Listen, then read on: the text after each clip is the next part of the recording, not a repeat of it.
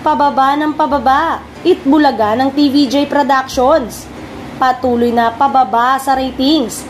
Ito na ang pinakamababang rating na naitala ng TV5 Noontime Show.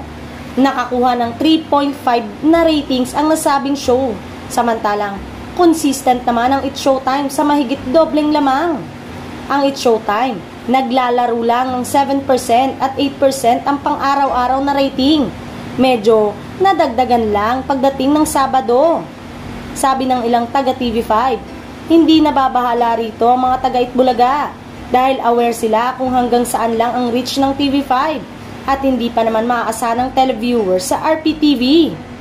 Hindi kagaya sa It's Showtime, ay mataas na talaga ang televiewers sa GMA pa lamang at dagdagan pa ito ng GTV, A to Z at meron pa sa Kapamilya Channel.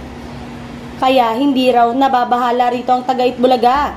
Wala raw silang nararamdamang pressure dahil panay pa nga ang taping nila ng ilang episode.